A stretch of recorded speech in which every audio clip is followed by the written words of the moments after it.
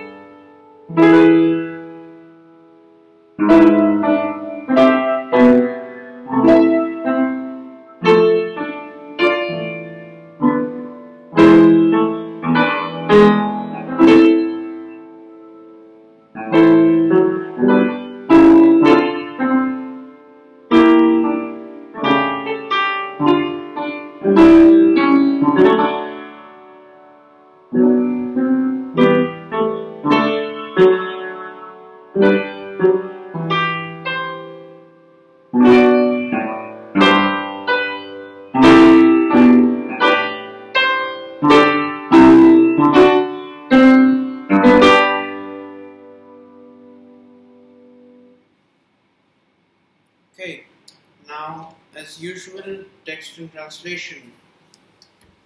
So, the text goes: An Wasserflüssen Babylon, das saßen wir mit Schmerzen, als wir gedachten an Zion, da weinten wir von Herzen.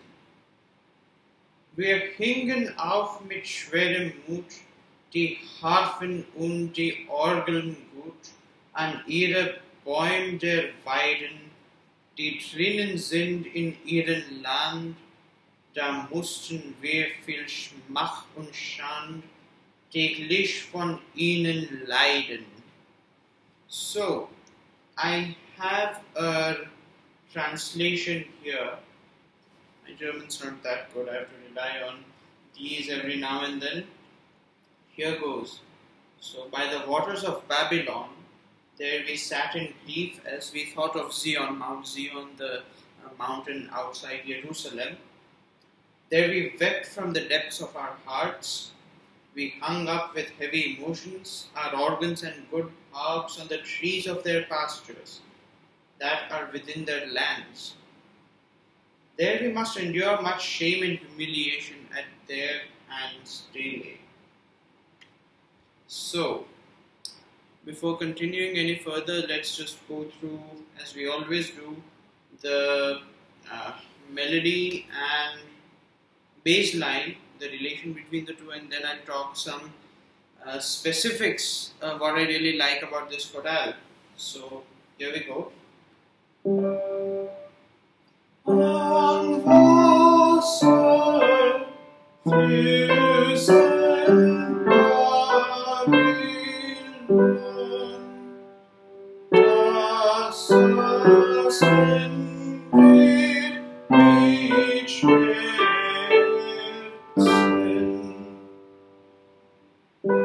als wir gedachten an Zion, da weinten wir von Herzen. Wir gingen auf mit schwerem Mut, die Harfen und die Orgeln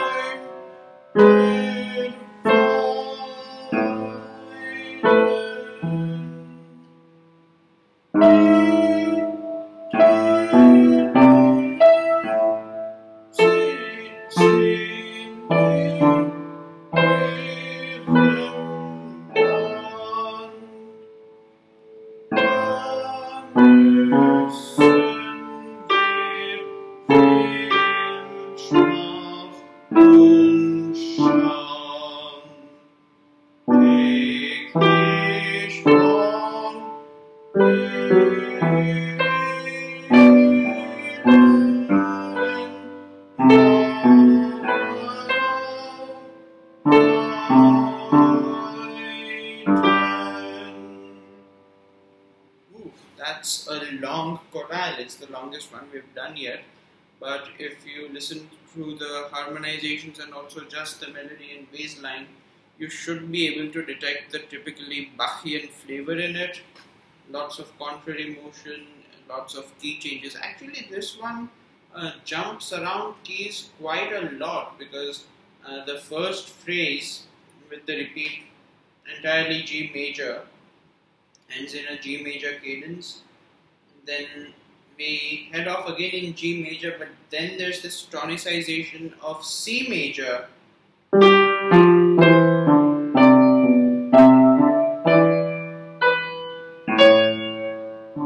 Oh wait, that's a cadence in D. So the phrase, I'll just play the entire phrase again.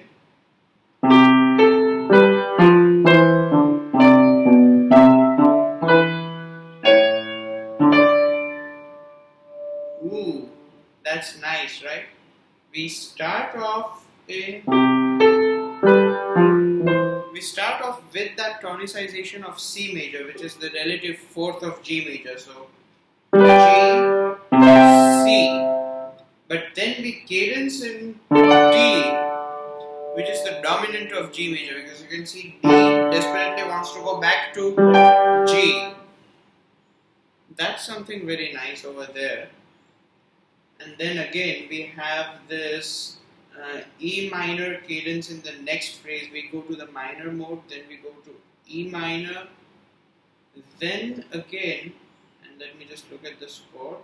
After that E minor cadence, is that a tonicization of A minor there?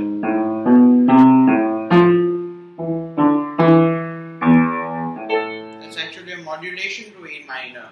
So from E minor, the relative minor of G major, we tonicize A minor, and then cadence again A minor. But then we move on from A minor to D minor, which is again quite a change, seeing that we started off in E minor, going to A, going to D, a series of fourths. Yeah. So after the D minor cadence,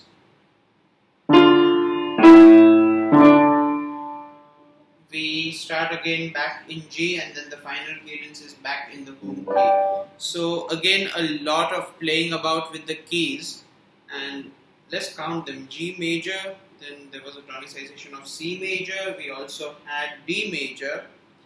Along with that we had E minor, A minor and D minor. 6 keys.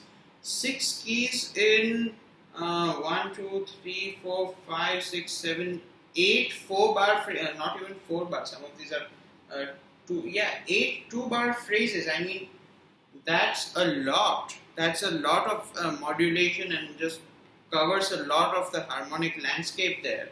So that's another thing I really admire about Bach's music. Another thing which really stood out in this chorale, and I can see that in the score with the harmonizations here, there's a lot of what you call suspensions. So suspension is when, how shall I describe this?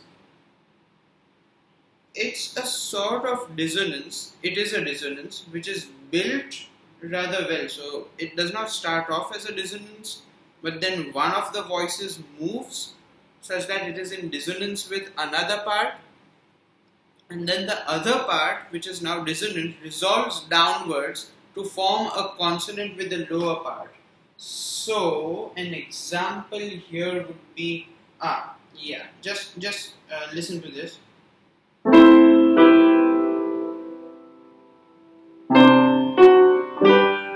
I'll just play with the bass.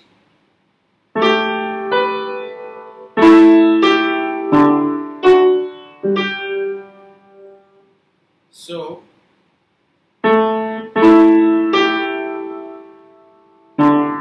that's a dissonant chord. So the fourth is a dissonant. This forms the interval of a fourth. That's a dissonance.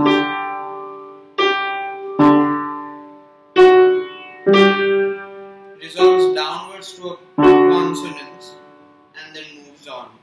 And another, I want to explain suspensions because they're very important. I see another example here.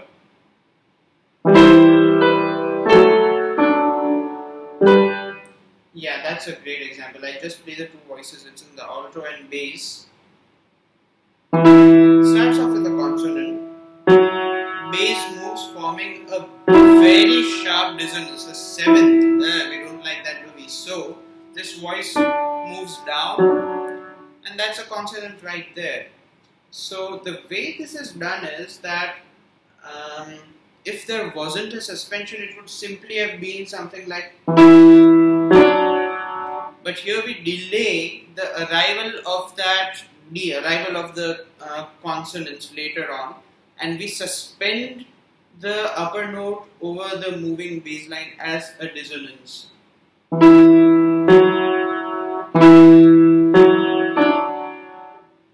Suspend it for a while, then we arrive at the consonants. If you go back, rewind and listen to the entire chorale again, you'll find lots of these suspensions throughout the chorale. Just keep your ears tuned for that. And that was a pretty long one. The next one, chorale number 6, Christus der ist mein Leben, much shorter. We'll cover that in the next video. See you then.